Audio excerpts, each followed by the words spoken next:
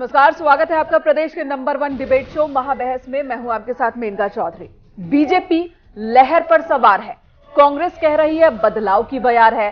सपा बसपा के गठबंधन को अपने वोट बैंक पर एतबार है, लेकिन जिस वोट बैंक की बदौलत सपा बसपा साथ आए हैं, उसे लेकर अमित शाह ने कहा है कि वोट बैंक अब किसी एक का नहीं है। इतना ही नहीं, अमित शाह ने हिंदू आतंकवाद से लेकर राष्ट्रवाद तक कांग्रेस पर भी जमकर वार किए। ये रिपोर्ट देखिए, फिर समझने की कोशिश करेंगे कि क्या वोट बैंक से बनेगी गठबंधन की बात।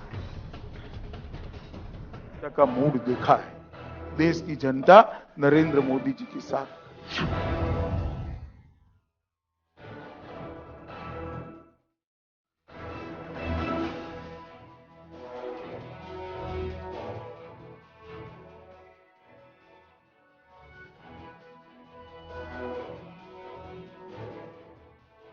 लोकसभा चुनाव की बिसात पर मोदी सरकार जहां अपने काम पर कोलाहल कर रही है, वहीं विपक्ष सरकार पर आरोपों के तीखे तीर चला रहा है। बात करें सपा बसपा के गठबंधन की, तो वोट बैंक के आंकड़ों में ये अभी से जीत की अंगड़ाई ले रहे हैं। वहीं बीजेपी मुखिया अमित शाह ने गठबंधन के गुब्बारे की हवा निकालते हुए कहा है कि वोट बैंक अब जीत का अटूट फॉर्मूला नहीं है, क्योंकि नेताओं की मुट्ठी में अब वोट बैंक की मिल्कियत नहीं रही। अब कोई वोट बैंक का मालिक नेता होता है, वो दिन लद गए कि दो नेता इकट्ठा हो जाए तो वोट बैंक भी इकट्ठा हो जाएगी। आप वोट बैंक को मलकियत अपनी समझो, ये दिन लद गए हैं। उनका वोट बैंक अकबंद होता तो लास्ट चुनाव में 0 सीट नहीं आती। 403 सीटों का असेंबली का चुनाव हुआ, 19 सीट आए। नीचे से खिसक चुका है सब। शाह का समीकरण है कि अगर वोट बैंक मायावती का होता तो बीते चुनावों में हाथी इस तरह न बिछड़ता। इधर बसपा सुप्रीमो मायावती ने भीम आर्मी को बीजेपी की टीम बताया है।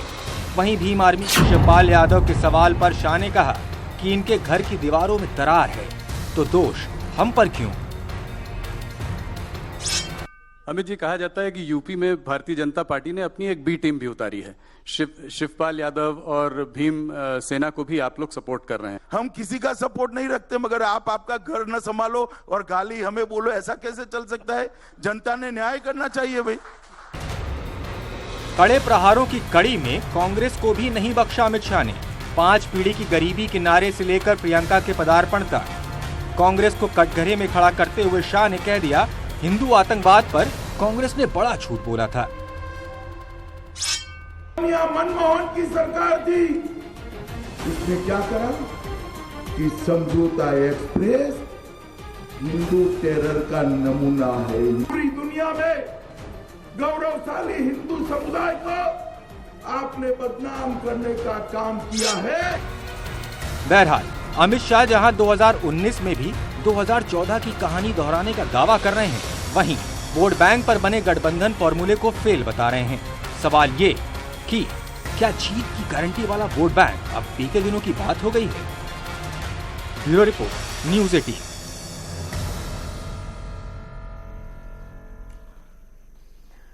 और बिल्कुल यही सवाल हमारे दर्शकों से भी है कि क्या वोट बैंक और गठबंधन अब भी चुनावी जीत की गारंटी है या नहीं। इसी पर आपको अपना जवाब भेजना है। इससे पहले कि हम पैनल के पास चले, एक बार फिर से आपको आज का सवाल बता देते हैं। हमारा आज का सवाल है, वोट बैंक और गठबंधन क्या अब भी चुनावी जीत की गारंटी है? इस पर आपको अपना जवाब, अपनी राय हम तक भेजनी है। @महाबहस पर ट्वीट के जरिए आप अपनी राय, अपना जवाब हम तक भेज सकते हैं। और इस वक्त सभी मेहमान हमारे साथ जुड़ चुके हैं। अमिताभ अग्निहोत्री, एग्जीक्यूटिव एडिटर, इस वक्त स्टूडियो में हमारे साथ मौजूद हैं। संजय राय, प्रवक्ता बीजेपी, ओमकार नाथ सिंह हैं, प्रवक्ता कांग्रेस, और डॉक्टर अजीज खान है, प्रवक्ता समाजवादी पार्टी। मोहम्मद शाहिद भी हमारे साथ जुड़े हैं, प्रवक्ता पीएसपी, और ओपी यादव, पॉलिटिकल एनालिस्ट। आप सभी का बहुत बहुत स्वागत है। अमिताभ जी, क्या वाकई वोट बैंक खिसक चुका है? क्या वाकई गठबंधन अब कोई असर नहीं कर सकता इस बार के चुनाव में, खासकर उत्तर प्रदेश में जब ऐसी स्थिति हम देख रहे हैं? या फिर बीजेपी का ये कॉन्फिडेंस, बीजेपी का ये वक्तव्य, ये दावा ठीक उसी तरह का है जिस तरह की बाकी पार्टियां भी चुनाव से पहले करती हैं? देखिए, भाजपा के अध्यक्ष ने कल हमारे नेटवर्क के समूह संपादक राहुल जोशी जी के साथ अपने साक्षात्कार में जो कुछ महत्वपूर्ण बातें कही, उसमें एक महत्वपूर्ण बात यह भी थी, उनका मानना था कि कोई जाति या वर्ग विशेष किसी एक स्पेसिफिक लीडर के इशारे पर चलेगा, हमेशा उसी के कहने से वोट कास्ट करेगा, वो समय अब बीत गया। अब इस कसौटी को लेकर अगर हम हाल के कुछ वर्षों के चुनाव और उनके परिणामों को देखें तो लगता है कि हां, अब वोट बैंक किसी की जागीर तो नहीं हो सकती। मैं उत्तर प्रदेश के संदर्भ में एक उदाहरण देता हूं। अमित शाह जी ने दूसरा उदाहरण दिया, मैं एक दूसरा देता हूं। चौधरी अजीत सिंह 2 बार बागपत से हारे, एक बार सोमपाल शास्त्री से और दूसरी बार सत्यपाल सिंह से। जो वोट बैंक आरएलडी का या चौधरी चरण सिंह जी का या उसके बाद अजीत सिंह जी का माना जाता था, अगर वह वोट बैंक वास्तव में उनके ही पास रहता तो ऐसा परिणाम नहीं आता कि बागपत से अजीत सिंह हार जाए। पहले कोई तो सोच भी नहीं सकता था कि चरण सिंह का परिवार बागपत से हार जाए। एक जामा मस्जिद के इमाम साहब, उनके एक परिजन पश्चिमी उत्तर प्रदेश की एक विधानसभा सीट से चुनाव लड़े।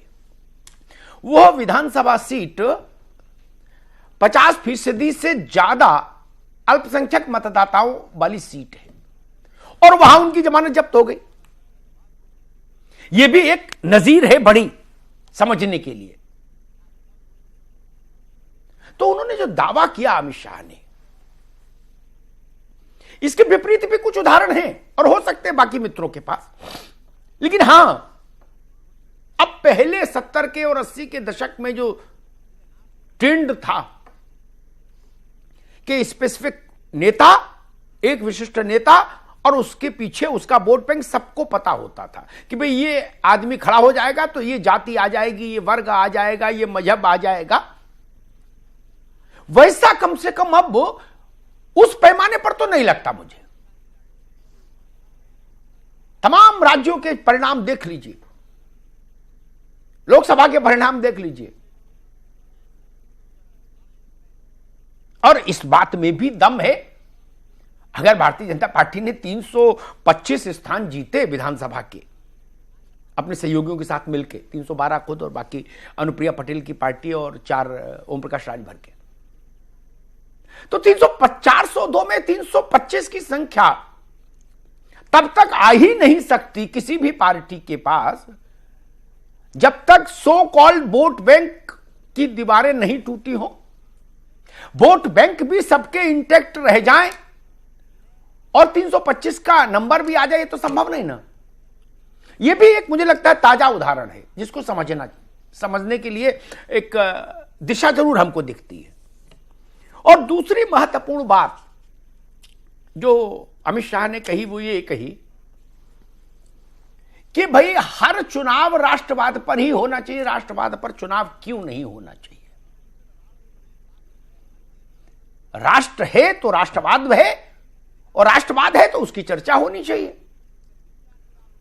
एक दूसरी महत्वपूर्ण बात उन्होंने जिस पर काफी जोर दिया अपने इंटरव्यू में, मुझे लगता वो है, आज मैं अपनी चर्चा इन्हीं 2 बिंदुओं पर केंद्रित रखूंगा।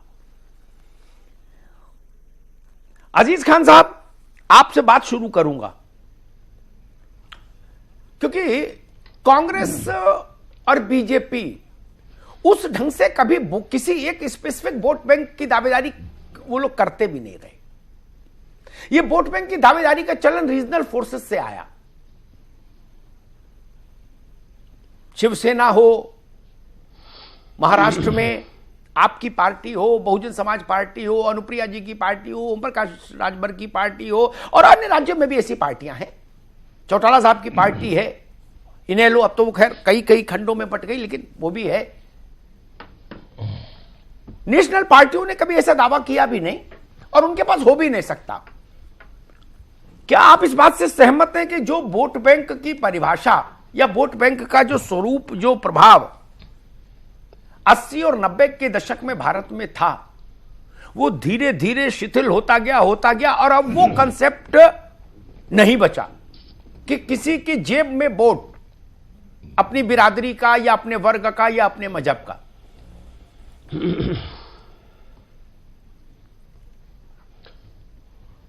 देखिए अमिताभ जी, हकीकत यह है कि जो आपने सवाल किया कि 90 के बाद, इसमें कोई दो राय नहीं है कि बदलाव आया और बड़े लेवल पे बदलाव आया है। आज देश की जनता पूरी तरह से जागरूक हो गई है। इंटरनेट का जमाना है, व्हाट्सएप से लेके फेसबुक से लेके हर तरीके से लोगों को बेहतर जानकारी मिल पा रही है जी। और जिसकी वजह से क्या हुआ है कि जानकारी बड़े स्तर पर बढ़ी है। अब अगर हम किसी को गुमराह करना चाहें, काम ना करें और ये सोचें कि हमें ये जनता वोट देगी, तो होता क्या है कि वक्ती तौर पे लुभावने बात करके, गुमराह करके, लच्छेदार बात करके, भाषण दे करके वक्ती तौर पे तो आज इंसान को गुमराह किया जा सकता है, लेकिन ये लॉन्ग टर्म इस खेल को नहीं चलाया जा सकता। हकीकत यह है कि देश की जनता के पास तमाम तरीके के माध्यम हो गए हैं। आपने जो कहा कि ये लंबे टर्म तक वाकई में देश की जनता को गुमराह नहीं किया जा सकता, एक बात। और रही बात वोट बैंक की, देखिए सर, वोट बैंक का जो इशू है, इसमें कोई दो राय नहीं कि जो व्यक्ति काम करता है और मजबूती के साथ क्षेत्र में काम करता है, अपने लोगों के बीच में काम करता है, समाज में काम करता है, इसमें कोई दो राय नहीं कि उसका वोट बैंक बनता है और उसका वोट बैंक रहता है लंबे टर्म तक। चाहे वो हमारे, अब अभी आपने रीजनल पार्टियों की बात जो की आपने, हमारे यहां नेताजी को देखिए आप, कितने जमीनी आदमी रहे, कितने जमीनी स्तर पे उन्होंने काम किया।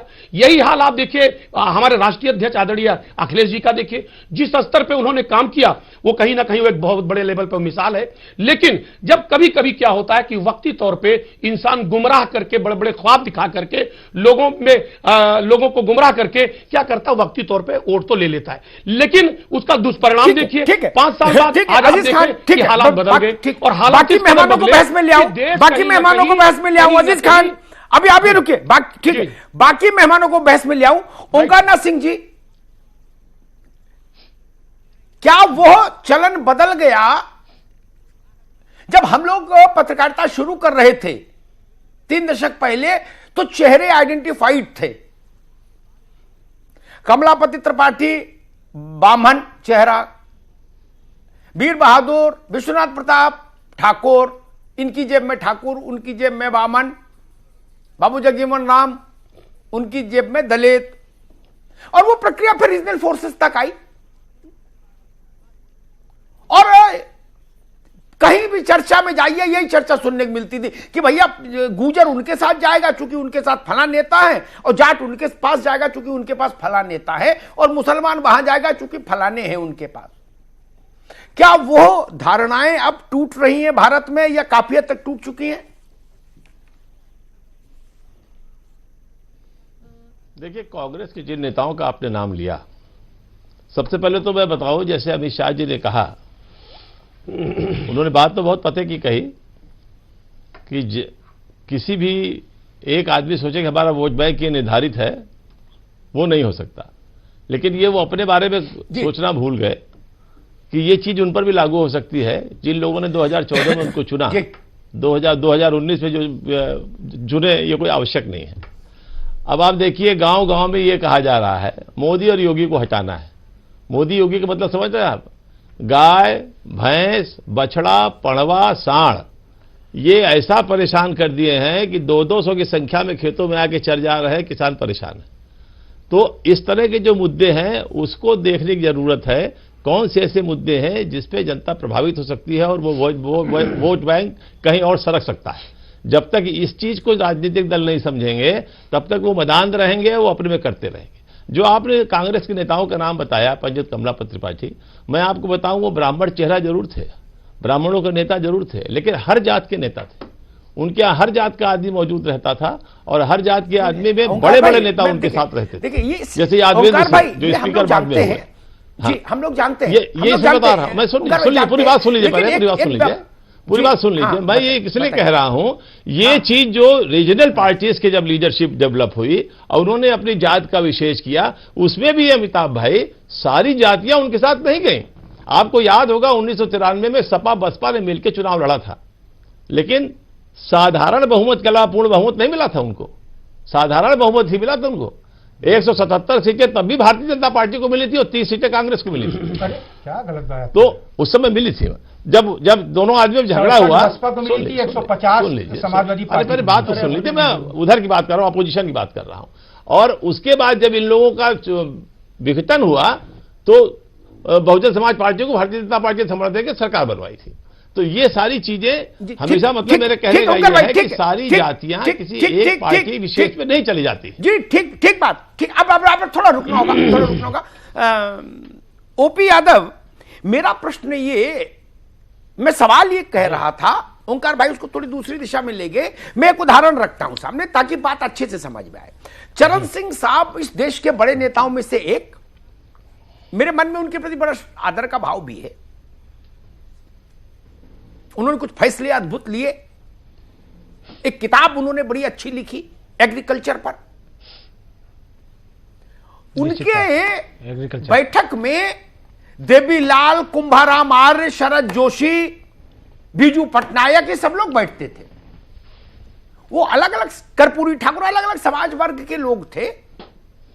लेकिन मूल यूएसपी जो मानी गई चरण सिंह साहब की, उन्होंने नहीं कहा, लेकिन जो मानी गई वो ये मानी गई कि भाई जाटों के सर्वोच्च नेता, मैं समझना क्या ये चाह रहा हूं कि ब्राह्मणों का सर्वोच्च नेता, यादवों का सर्वोच्च नेता, दलितों का सर्वोच्च नेता, ठाकुरों का सर्वोच्च नेता, ये जो वोट बैंक की धारणा थी, क्या ये इस भारत के आज के दौर में खत्म होती जा रही है? अब कोई किसी की मिल्कियत नहीं, ये समझना चाह रहा हूं।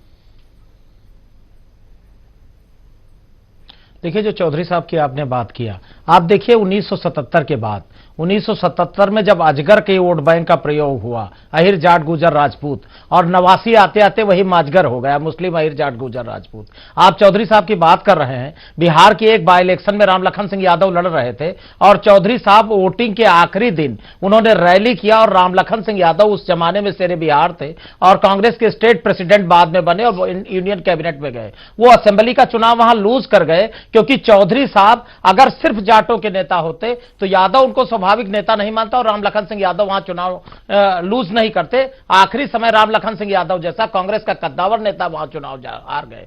उन्होंने एक वर्ग विशेष की राजनीति की, अजगर की राजनीति की, और धीरे धीरे धीरे संकुचित होता गया, दायरा संकुचित होता गया। रीजनल छत्रप के आने के बाद देखिए, आप जाट वोट बैंक की आपने बात किया, चौटाला साहब हरियाणा में अलग है, चौधरी अजीत सिंह अलग है, और कालांतर में यह भारतीय जनता पार्टी के वोट बैंक के रूप में भी कन्वर्ट हो गया। आप यादवों की बात करिए, ऐसा नहीं कि कांग्रेस ने यादवों पर काम नहीं किया और भारतीय जनता पार्टी यादवों पर काम नहीं कर रही। हरनाथ सिंह यादव को अभी राज्यसभा भेजा, यूथ का स्टेट प्रेसिडेंट यादव बीजेपी ने बना दिया, कांग्रेस ने नेशनल यूथ प्रेसिडेंट यादव बनाया, बलराम सिंह यादव, चंद्रजीत यादव, उत्तर प्रदेश से श्यामलाल यादव उपसभापति बने। तो किसी एक बिरादरी का असर अगर छत्रप है तो ये मानना मेरे ख्याल से बहुत अच्छी बात नहीं है कि वो उसी कम्युनिटी का है। ओवरऑल एक सेक्शन का पूरा नेता होता है। नेताजी यादवों की ही नेता नहीं रहे, मुसलमानों के भी छत्रप रहे, मुसलमानों के नेता रहे, और नार यादव पिछड़ों में भी उनकी स्वीकारता रही, दलितों में भी स्वीकारता रही, और बहन जी सिर्फ जाटों की नेता नहीं रहे, पूरे दलित सेक्शन की नेता रही। तो वोट बैंक, और दूसरा जिस तरह के आप देखिए कि 3-4 असेंबली के उत्तर प्रदेश के चुनाव को अगर देखा जाए, गंभीरता के साथ देखा जाए, आप देखिए 1993 में एसपी बीएसपी अलायंस को 176 सीटें मिली और 177 बीजेपी को मिली। 32 के आसपास कांग्रेस थी जिसके बाहरी समर्थन से सरकार बनी थी। पूरा बहुमत नहीं बना, अहिर और दलित और मुस्लिम कॉम्बिनेशन उस समय था, और ब्राह्मण बनिया लोधी का कॉम्बिनेशन बीजेपी का था। तो कॉम्बिनेशन और वोट बैंक की सियासत अलग की चीज है। आप उसके बाद भी देखते चले आइए, राष्ट्रीय लोक दल का गढ़ टूट गया, जाटों के प्रासंगिक नेता नहीं रह गए चौधरी साहब। आज देख लीजिए, अगर भारतीय जनता पार्टी को, ठीक है, रुको भाई, रुको यादव जी, रुको महाराज, रुको। मोहम्मद शाहिद, हमने एक दौर की वो राजनीति भी देखी, बाकी तो सब अच्छी बातें हैं। फिर जब आदमी बड़ा हो जाता है, एक बेस वोट बैंक उसके पास पॉकेट में जब होता है, तो और वर्ग भी उससे जुड़ते हैं, और जब वो वर्ग जुड़ जाते हैं तो फिर और जुड़ते हैं, जीतने की संभावना जितनी ज्यादा बन जाती है। लेकिन एक फाउंडेशन होती, नींव होती है। कल्याण सिंह वो नॉन यादव ओबीसी के नेता थे, बहुत बड़े, लेकिन शुरुआत हुई लोधे राजपूत से, मैं तो बड़ी खरी बात कह रहा हूं। मुलायम सिंह यादव, शुरुआत हुई यादव से, निश्चित तौर उसमें भी घोसी और कवरिया का लड़ाई होती रही, हमको तो मालूम है ना। बाद में वो पिछड़ों के नेता हुए और फिर और लोग जुड़े, वो अलग विषय है। चरण सिंह, मायावती जी, ऐसे तमाम उदाहरण हैं। क्या आज के भारत में वो धारणाएं टूट रही हैं? क्या जातियां उतनी समझदार हो रही हैं जो ये मानकर चलती है कि हम किसी के यहां रहन नहीं रखे जा सकते?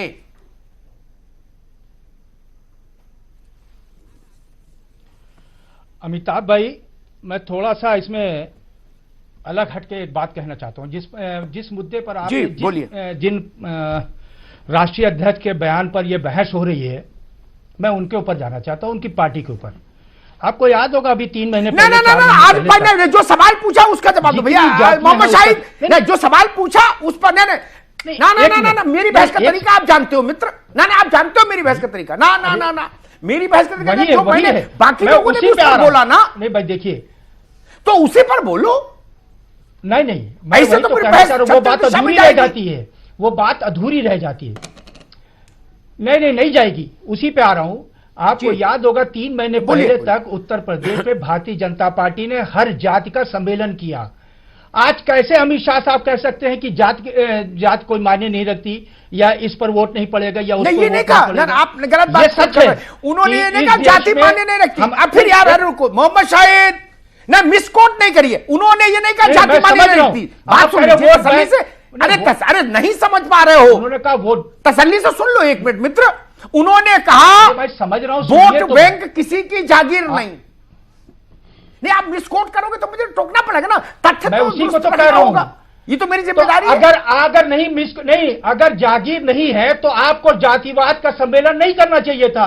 आप लड़ते अपने एजेंडे पर। आप कहते कि मैं 2 करोड़ नौकरियों पर चुनाव लड़ूंगा, आप कहते कि मैं 15 लाख पे चुनाव लड़ूंगा, आप कहते कि मैं किसान के एमएसपी पे 1.5 गुना उस पर मूल दूंगा। आप कहते तो इस बार मैं यही बात कर रहा हूं अमिताभ भाई, आप ही के सवाल की बात कर रहा हूं। अगर यही सब बातें थी तो आपने क्यों सम्मेलन किया? आपने इशू पे क्यों नहीं? देखिए एक बात आपको बता दें, मैंने सवाल दूसरा पूछा, जवाब दूसरा दे रहा हूं। मोहम्मद शाहिद ठीक, आ गई बात आपकी। मैं समझ रहा हूं, मेरे प्रश्न का सीधा उत्तर नहीं आप वोट बैंक की बात कर रहे हैं। वोट बैंक, रुकिए, अब रुकिए। तो क्यों आप आ गई आपकी बात पूरी हुई, अब रुकना होगा। मोहम्मद शाहिद रुकना होगा। संजय राय, ठीक, रुकिए भाई। आप अपने इशू पे चुनाव, अरे मैंने सवाल क्या पूछा, आप जवाब क्या दे रहे हो? रुको, ठीक है, थैंक यू। संजय राय, शाहिद भाई का जवाब तो ठीक है साहब। ठीक, नहीं, दूसरे शब्द लेके बहस को मैं दूसरी बात कर नहीं सकते हैं। मैं दूसरी बात कर रहा हूं। ठीक है, हम उस पर मोहम्मद शाहिद अब रुकना होगा। मोहम्मद शाहिद अब रुकना होगा। अगर आप ओंकार जी आपकी बात आ गई थी ना, अब दूसरे से भी पूछ ले। नहीं, लगातार नहीं, रुकना होगा। अरे भाई मोहम्मद शाहिद की आवाज बंद करिए फिलहाल। ठीक है, ठीक। जब आपको अवसर दिया था तो ओंकार भाई, तब आप वो सवाल उठा लेते। अब सप्लीमेंट्री सवाल नहीं होगा। अभी संजय राय को पहले चांस दूंगा। ठीक है, thank you. Only Sanjay Rai.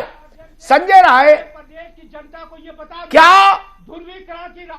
जाति और मजहब के आधार पर जो वोट बैंक बनते थे, क्या उनकी दीवारें टूट रही हैं वास्तव में, जैसा कि अमित शाह कह रहे हैं, या अभी ग्राउंड जीरो पर वो दीवारें कायम हैं? मेरा निवेदन है कि मुझे भी जी संजय राय, चैनल पे एक समय का लिमिट है। समय तो किया क्योंकि अपना वोट बैंक बढ़ाने के लिए। आप वोट बैंक की राजनीति न करते, आप अपने जाति सम्मेलन न करते, आप कहते कि मैं 2 करोड़ लोगों को। अच्छा, अब आप हो गए ना, एक ही बात दोहराएंगे क्या? 4 बार, एक ही बात दोहराएंगे 4 बार? आप 4 बार थोड़ा एक ही बात दोहराएंगे। नो भाई, मोहम्मद शाहिद की आवाज बंद करिए, ऐसे नहीं चलेगा मेरे यहाँ ना। सॉरी, बोले हैं, कई बार कह चुके। मोहम्मद शाहिद ये नहीं चलेगा, माफ करिए मुझे। दूसरे चैनलों पर चलता होगा मित्र, मेरे यहां नहीं चलेगा। लगातार मेरे 5 बार कहने के बाद भी आप बोलते रहेंगे, मुझे क्षमा करिए प्रभु ना, मेरे यहां नहीं चलेगा। सॉरी, बाकी चैनलों पर चलता होगा कि एक आदमी लगातार बोले, मुझे माफ करिए। संजय राय को बुलाया है तो संजय राय बोलेंगे। संजय राय बोलेंगे कि पूरे समय बोलेंगे? आप बात अपने समय में कहेंगे ना, ये बात है। आप उधर को खाती। ठीक, संजय राय आप बोलिए। अमिताभ जी एक आरोप, हाँ जी अमिताभ जी, एक छोटे से आरोप का जवाब देके मैं अपनी बात कहूंगा। ये बात हुई कि बीजेपी ने जातियों का सम्मेलन किया। बीजेपी की केंद्र की सरकार और उत्तर प्रदेश की सरकार ने जो काम किया, चाहे वो जो है कि किसानों को लिए काम किया, उनके खाते में पैसा भेजने का काम किया, प्रधानमंत्री आवास में गरीबों को आवास दिया, चाहे उज्ज्वला गैस दिया, चाहे आयुष्मान भारत में बीमा दिया, चाहे जो है कि उज्ज्वला गैस कनेक्शन दिया, बिजली का कनेक्शन दिया, सौभाग्य में, ये हम जाति पूछ के नहीं दिए। सबका साथ सबका विकास में जो उस क्राइटेरिया में आए, इवन मुस्लिम भी कोई पार्शियलिटी नहीं, जो लिस्ट थी पहले से सर्वे मैं आंकड़े पर नहीं जा रहा, आपके सरकार की बात थोड़ी एकेडमिक है। मैं पूछ रहा हूं क्या वोट बैंक अभी जिंदा है? आज की बात थोड़ी एकेडमिक है, मैं वो बात कर रहा हूं। हाँ, मैं उसी पे मैं आ गया, तुरंत आ गया। उत्तर प्रदेश के अंदर चौधरी चरण सिंह जी एक बड़े नेता थे, उनका उत्तराधिकारी अपने को बताते हुए मुलायम सिंह जी ने एक पार्टी खड़ा किया। उस पार्टी को खड़ा करने में उन्होंने स्लोगन दिया पिछड़ों का, लेकिन जब वो मुख्यमंत्री बने, और एक बार नहीं, उनके पार्टी की मैं समझता हूं कम से कम 3 बार सरकार बनी, तो मुख्यमंत्री बनते, उनके सुपुत्र के मुख्यमंत्री बनने के बाद पिछड़ों ने देखा कि एक जाति विशेष के लोगों को केवल लाभ पहुंचाया गया, सारी जातियां उनसे दूर हुई, और अब एक जाति की राजनीति करें। नंबर 1। नंबर 2, जो मायावती जी की पार्टी है उसको खड़ा किए कांसीराम जी, उन्होंने बहुजन हिताय का नारा दिया, लेकिन जब सरकार बन गई तो उस सरकार में देखे कि दलितों में भी केवल एक उपजाति उनके आसपास ऑफिसर, ठेकेदार और जो है व्यवसायी नजर आते हैं, बाकी लोग अपने को उपेक्षित समझे दूर हो गए, और वो भी उसी एक उपजाति पर संतोष की हुई है। यही दोनों उपजातियों का वोट। अब एक तीसरी और बात है, तीसरी बात है कि 90 के दशक में जब राम जन्मभूमि आंदोलन खड़ा हुआ, भाजपा के खिलाफ नारा दिया गया। देखिए, लोग हस्तक्षेप न करें, भाजपा के खिलाफ मुसलमान को खड़ा किया गया, लेकिन नेता मुसलमान नहीं बने, नेता बने मुलायम सिंह जी, नेता बने लालू प्रसाद, और लोगों ने क्या घोटाले किए जग जाहिर है, मैं उसमें नहीं जा रहा हूं। तो आज का जो वोटर है, घोटालों की बात नहीं कर रहे भाई, किसी भी पार्टी को चाहता है नेता मेरे बीच में रहे, नेता मेरे बीच में रहे, बड़े से बड़े नेता को अपने बीच में ढूंढ रहा है। और मैं एक उदाहरण दूंगा, मुलायम सिंह जी आजमगढ़ से जीतने के बाद एक बार नहीं गए 5 साल में, और नरेंद्र मोदी प्रधानमंत्री रह करके 23 बार बनारस गए हैं। यह अंतर है, क्योंकि बीजेपी समझती आज का वोटर ढूंढ रहा है, जातिवाद बंद है, आज कामवाद चलेगा, और अगर जातिवाद को कोई तोड़ेगा तो कामवाद, प्रदेश माने विकासवाद, या तो दूसरी चीज जो तोड़ेगी वो राष्ट्रवाद, और राष्ट्रवाद और विकासवाद के कारण उत्तर प्रदेश में जाति राजनीति बंद हो चला है। अमिताभ जी, क्या वाकई हम उस आइडियल सिचुएशन की ओर बढ़ रहे हैं या पहुंच चुके हैं जब जाति, धर्म, बिरादरी कोई मायने नहीं रखेगा चुनावों के बीच? नहीं, मैं ये तो नहीं कहूंगा कि अभी उस स्थिति की ओर पहुंच गए जहां कोई माने रखता है, लेकिन हां, ये जकड़न उतनी बड़ी नहीं, मैं भी एक आंकड़ा रखूंगा इसके बाद, जितनी बड़ी आज से कुछ दशक पहले थी, उतनी बड़ी जकड़न अब नहीं। पहले तो गांव-गांव, खेत-खेत, खलियान-खलियान, बच्चा-बच्चा पहचानता था कि भाई लोधे का वोट किसके आने से मिलेगा, काछी का किसके आने से मिलेगा, बामन का किसके आने से मिलेगा, ठाकुरों का नेता कौन, कुरैशी का नेता कौन, गैर कुरैशी का नेता कौन, पसमानदा का मुसलमान में भी 20 वो झंझट थे, पसमानदा कौन, गैर पसमानदा कौन, खान कौन, पठान कौन। एक उदाहरण रख के बात शुरू करूंगा, क्योंकि तथ्य सबसे ईमानदार होते हैं। हम लोग बेईमानी कर सकते हैं सुविधा के अनुसार, तथ्य तो बिल्कुल ईमानदार होते हैं। ओंकारनाथ सिंह जी, उत्तर प्रदेश की 80 लोकसभा सीटों में मुस्लिम प्लस यादव, ओबीसी नहीं बोल रहा हूं, ओबीसी तो बड़ा सेगमेंट है, मुस्लिम प्लस यादव प्लस दलित, इन तीनों को जोड़ दें तो 47 लोकसभा सीटें ऐसी हैं जिसमें 51% या इससे ऊपर है, ये तीन मिला के मोर देन 51%। और उत्तर प्रदेश की 80 में से एक भी सीट ऐसी नहीं जहां ये trio Muslim, Yadav plus Dalit, Dalit in toto, Muslim, Yadav and Dalit, ये 40% से कम हो, कहीं भी नहीं। अगर इस बेस आंकड़े को हम ध्यान में रखें तो 73 सीटों का आंकड़ा तो फिर आ ही नहीं सकता जो 14 में आया। अगर वोट बैंक इंटैक्ट रहते तो नहीं आ सकता था ना। सीटों का मैथमेटिक्स तो कहती है कि नॉट पॉसिबल। नहीं 73, वो बात आपकी सही है, क्योंकि कभी भी 100% जातियां एक साथ नहीं जाती हैं, और 73 सीटों का आंकड़ा तो इस बार सपना है। एक छोटा सा उदाहरण आपको बता दूं, लखनऊ में मोहनलालगंज तहसील में हरदुइया गांव है, एक प्रदीप अवस्थी है रोजनामा के रोजनामा के पत्रकार हैं, और लोकमत के एक पत्रकार दीपक अजवानी। दीपक अजवानी ये दोनों लोग गए थे एक साथ। आज वो आए, बताने लगे क्या हादसा हुआ है।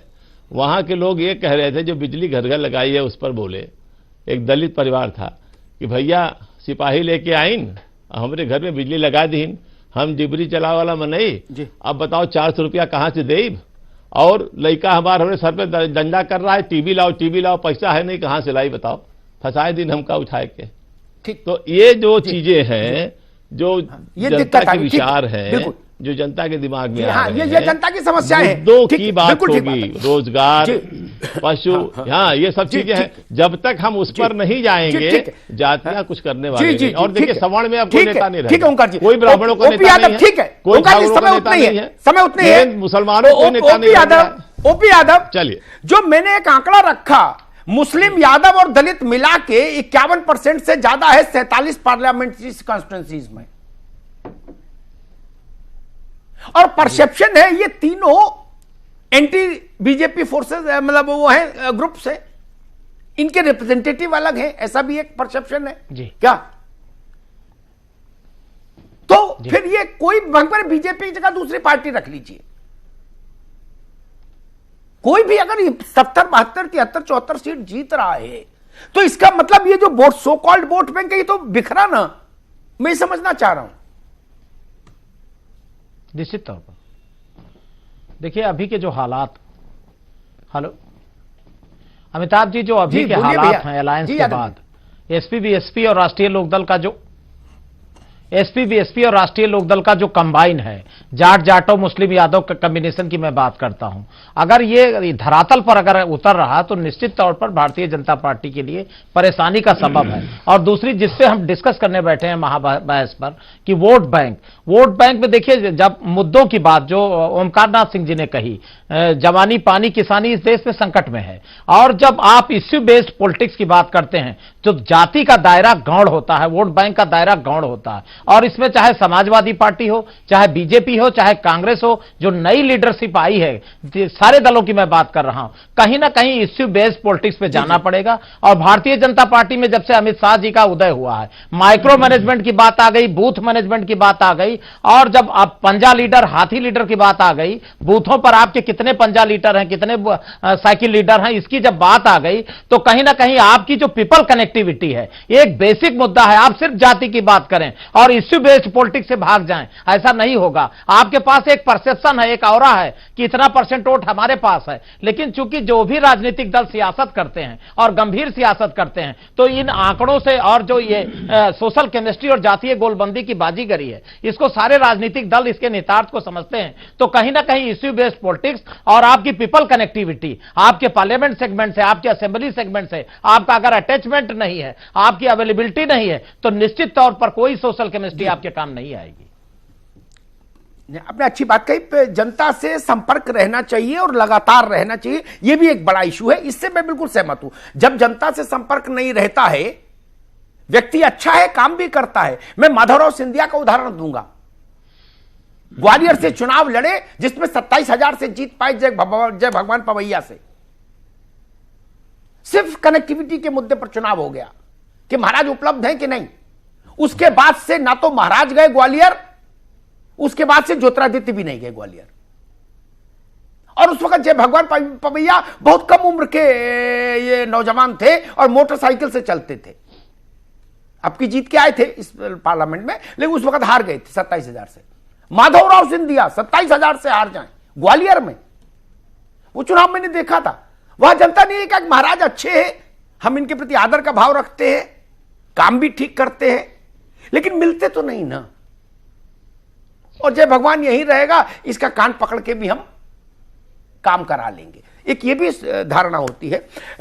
डॉक्टर अजीज खान, उत्तर प्रदेश की कोई भी लोकसभा सीट ऐसी नहीं जहां मुस्लिम, यादव और दलित ये त्रिकोण 40% से कम हो। तब तो परिणाम हमेशा एक से आने चाहिए थे, नहीं? जी देखिए अमिताभ जी, बहुत अच्छा सवाल है। पहले तो भी संजय भाई ने जो सवाल किया था उसका जवाब देना एक मुश्किल से 20 सेकंड में। इन्होंने जातीय आरोप लगाया था समाजवादी पार्टी पर कि साहब एक जात विशेष को इन्होंने फायदा पहुंचाया। हमने मेट्रो बनाया, हमने एक्सप्रेस वे बनाया, हमने तमाम हमने स्टेडियम बनाया, तमाम काम किया। क्या एक जात विशेष के लिए काम किया? ये जिस तरीके का आरोप लगा रहे हैं जात वाली बात, ये खुद समझते हैं कि 2017 का चुनाव था, इन्होंने पिछड़े समाज के नाम पे चुनाव लड़े और उसके बाद पैराशूट से योगी जी को उतार दिया। केशव मौर्य जी 8 दिन अस्पताल में भर्ती रहे, ये इनको शायद पता है। मैं दूसरी बात कह रहा था कि मुस्लिम, यादव और दलित फैक्टर की बात। देखिए ऐसा है अमिताभ जी, हम इस कॉम्बिनेशन की बात नहीं करना चाहते, हम जात की बात नहीं करना चाहते। आज हालात ये है कि देश की जनता जो इन्होंने संकल्प पत्र दिया था, जो इन्होंने वायदे किए थे, आज चुनाव उन वादों पे होने जा रहा है। इन्होंने कहा था 2 करोड़ नौकरी मैं दूंगा, 15 लाख रुपया दूंगा, तमाम तरीके का बात, 100 स्मार्ट सिटी बनाऊंगा, 80 लाख करोड़ रुपया काला धन, तमाम इन्होंने जो वायदे किए थे देश को गुमराह कर किया। हकीकत यह है कि उस वायदे पे 1% या खरे नहीं उतरे। चुनाव इस मुद्दे पे होने जा रहा है, अब जातीय समीकरण में नहीं होने जा रहा है। जो अमित शाह जी ने कहा कि वही मैं समझना चाह रहा हूं कि अब जातीय समीकरण में वही सवाल ही था। ठीक है अजीज खान, आपने अच्छे से बता दी। ठीक है भैया, अब नहीं होगा, बस आपने अच्छे से पलटने जा रहा ठीक है, संकल्प पत्र में दिया था। बिल्कुल, सुनिए मेरी बात। आमीन ऐसे संकल्प आमीन। अब रुक जाओ, अब संजय अभी नहीं 60 महीने आपके पास लास्ट में आऊंगा। ठीक है अजीज खान, अब रुकना होगा। फिर मैं 3 बार बोलता हूं, 4 बार बोलता हूं, आपने अच्छे से बात रख ली खूबसूरती से। घोर माठा क्यों करो उसको, जो कहा उसका भी असर खत्म हो जाए। मोहम्मद शाहिद, वही सवाल जो ओंकार भाई से पूछा था। 47 सीटें ऐसी हैं पार्लियामेंट की यूपी में जिनमें मुस्लिम, यादव, ओबीसी नहीं, उसमें से केवल Yadav, Muslim plus Yadav plus दलित मिला दें तो 51% को क्रॉस करता है। 51 यानी लोकतंत्र तो 51-49 का ही खेल है, लेकिन रिजल्ट ऐसे नहीं आते। इसका मतलब है कि सो कॉल्ड वोट बैंक अब उतना प्रभावशाली नहीं रहा, उसके बंधन शिथिल हो गए।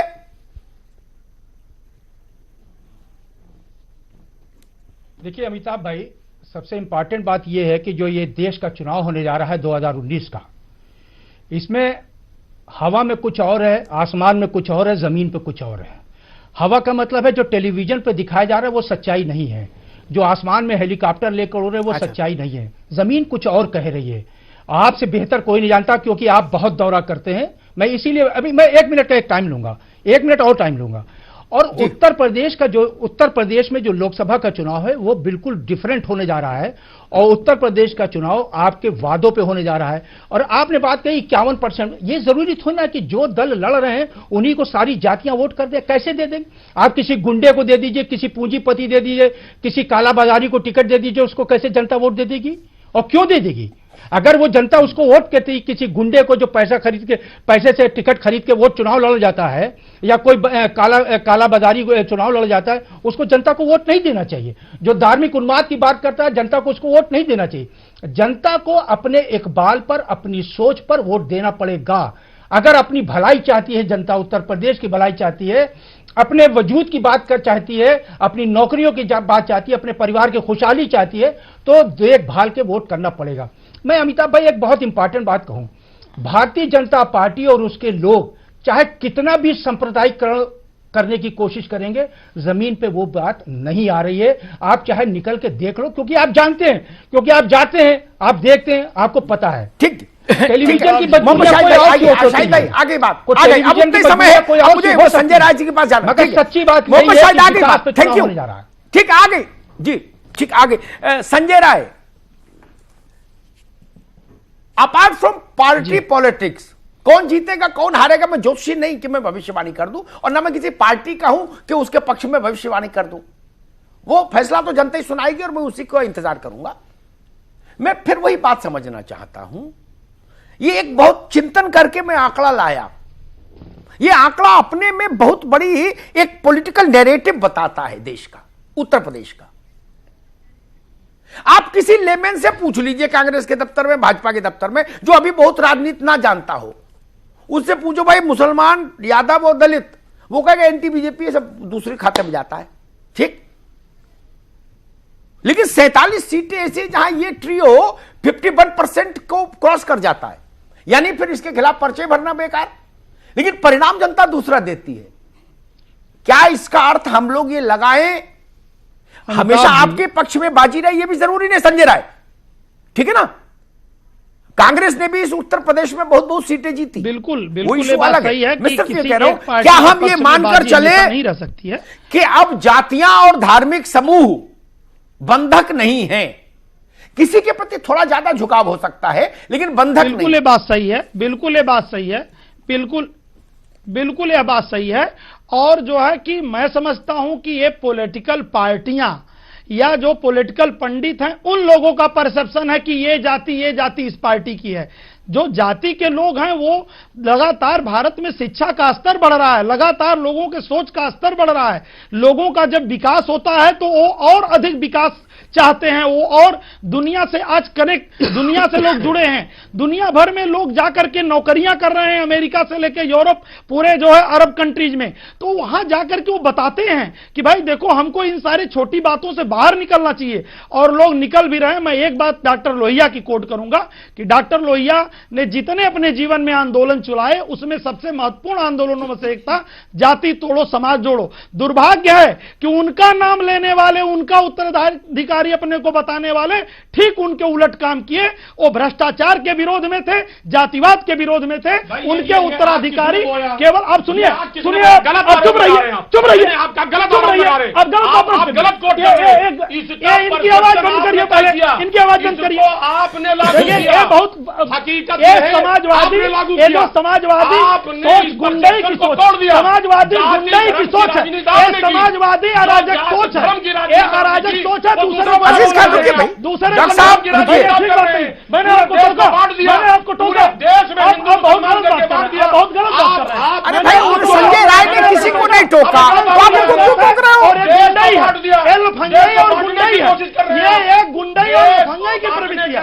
दूसरे को न बोलना देना, ये एक गुंडई है, लफंगाई है, और समाजवादी पार्टी यही लफंगाई है, समाजवादी पार्टी लफंगाई। चलिए ठीक है, ठीक है। अब जनता क्या कह रही है वो सुन ले, मेन की तरफ बताइए भाई। यहाँ तो संघर्ष थोड़ा ज्यादा हो गया। बिल्कुल संजय जी आपको कम से कम इस बात से तो कम से कम यहाँ खुशी जाहिर करनी चाहिए कि एसपी पीएसपी भी आपके इस बात को मान रहे हैं कि हाँ, अब वोट बैंक जैसी कोई चीज रही नहीं, जो काम करेगा उसे वोट मिलेगा। और आप कह रहे हैं कि आपने काम किया है, आपकी पार्टी की सरकार ने काम किया है, तो आपको वोट मिलेंगे। इस बात से तो आपको खुश हो जाना चाहिए। चलिए, दर्शकों से भी हमने यही सवाल किया था, क्या जवाब मिल रहा है वो जान लेते हैं।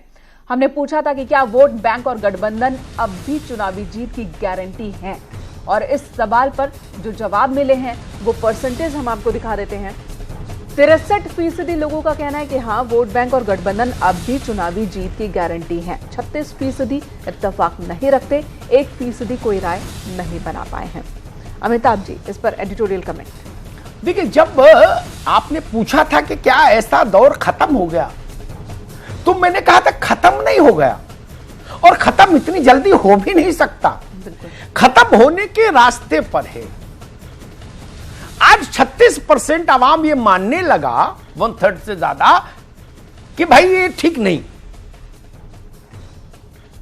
ये संख्या आगे बढ़नी चाहिए और स्थिति ये होनी चाहिए कि 90% भारत ये माने, और भाजपा, कांग्रेस, सपा, बसपा इसके झंझट से थोड़ा अलग हटके अगर देखें, भारत के परसेप्शन से भारत के लिए सोचें, तो मैं हमेशा इस बात का कायल रहा। मुझे याद है जब नीतीश की पार्टी और भाजपा का गठबंधन था,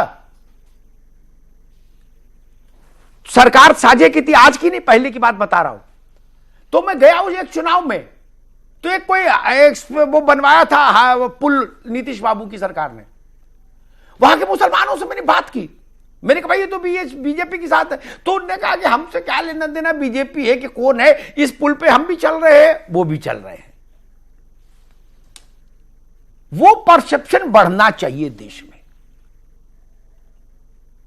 बिल्कुल दुरुस्त बात है। जब आप गैस का सिलेंडर बांटते हो तो भी सबको बराबर राहत होती है। आप एक्सप्रेसवे बनवाते हो तो भी उस पर सब चलते हैं। कोई एक जाति, कोई एक वर्ग, कोई एक मजहब तो नहीं चलता। आप कहीं मेट्रो लाते हो तो सब चलते हैं। सरकारी बस बढ़ती है, रेल बढ़ती है, सब चलते हैं। कोई स्कूल, कॉलेज, यूनिवर्सिटी खुलती है, सबके लिए अच्छा होता है। कारखाना खुलता है, उसमें भी सबको नौकरी मिलती है। मैं तो दिल से ये चाहूंगा कि भारत में चुनाव ऐसी आदर्श स्थिति में पहुंच जाए। हो सकता है 2-3-4 चुनाव और लगे, हो सकता है हम लोग तब नहीं हो, लेकिन इतना तय मान लीजिए जब भारत इतनी यात्रा कराया तो भारत पहुंचेगा वहां तक जरूर। ये सब तमाशा बंद हो जाएगा। और एक बात कड़वी कहूंगा अंत में, टीवी पर हम लोग सब बड़ी बड़ी बातें करते हैं गौतम बुद्ध जैसी, लेकिन हमको मालूम है जन्नत की हकीकत क्या है। ओपी दुबे साहब, ओपी यादव जी, क्या यह सच नहीं कोई पार्टी हो, उनके 4 बड़े नेता, मैं बहुत छोटे नेता, बड़े नेता जो चुनाव को संचालित करते, उनके साथ बंद कमरे में बैठ जाइए। अगर आपका भरोसे का रिश्ता है, कागज पर देख लीजिए कि यही गुणा गणित नहीं हो रहा। कितना तेली, कितना भुर्जी, कितना काची, कितना कुर्मी, नहीं हो रहा सब में। क्या लास्ट मिनट उम्मीदवार नहीं बदल दिया जाता कि नहीं 2 यादव नहीं लड़ाओ, अब ठाकुर को दो। वह योग्यता काउंट नहीं होती, वह विश्वसनीयता काउंट नहीं होती, निष्ठा काउंट नहीं होती। जो पिछड़े हैं विकास की दौड़ में, जो वंचित हैं, उनको विशेष सुविधा मिलनी चाहिए, मैं इसके पक्ष में हूं। लेकिन राजनीति को जाति से ऊपर करिए। राजनीति में 2 ही वर्ग रखिए समाज के, गरीब और संपन्न। जो गरीब है उसके प्रति ज्यादा जवाबदार होनी चाहिए राजनीति, सत्ता, ताकि वो भी विकास की मुख्य धारा से जुड़े। हमारे अमेरिका जैसी पॉलिटिक्स भी नहीं हो सकती। वहां पूरी जनता का एक बेसिक स्टेटस सबको पास है। हमारे यहां तो वही नहीं है। अभी 73 साल की आजादी में जो गरीब है वो बहुत ही गरीब है। इसलिए मैं कहूंगा ये रास्ता ठीक है, मुझे ठीक दिख रहा है। तो 36% तक लोग आए ना इस ओर कि हां भाई इन सब से बचना चाहिए। ईश्वर करे ये रास्ता एक दिन भारत को ऐसा सूर्योदय देखने को मिले जब 100% हो जाए। काम पर वोट, काम पर समर्थन, तब वास्तव में जनता के हित की सर्वोच्चता होगी, उससे पहले नहीं। कई बार जातियों को इमोशनल ब्लैकमेल भी किया जाता है। कई बार, ओंकार भाई मेरी बात से सहमत होंगे, मैंने कई ऐसे चुनाव और ऐसे बड़े नेताओं को देखा जिन्होंने अपनी टोपी और पगड़ी रख दी पंचायत में और कहा अब तुम्हारे हाथ में है। 5 साल कुछ किया नहीं किया, उन्होंने कहा लो जो टोपी रख दी तब जिताने पड़ेगा। क्यों जिताना पड़े? नहीं, जो साथ खड़ा हुआ है उसको वोट मिलना चाहिए, जो काम करे उसको वोट मिलना चाहिए। वो रास्ता बने तो लोकतंत्र के लिए एक नया सूर्योदय होगा। धन्यवाद। बिल्कुल, और आप सभी खास मेहमानों का बहुत बहुत धन्यवाद महाबहस का हिस्सा बनने के लिए।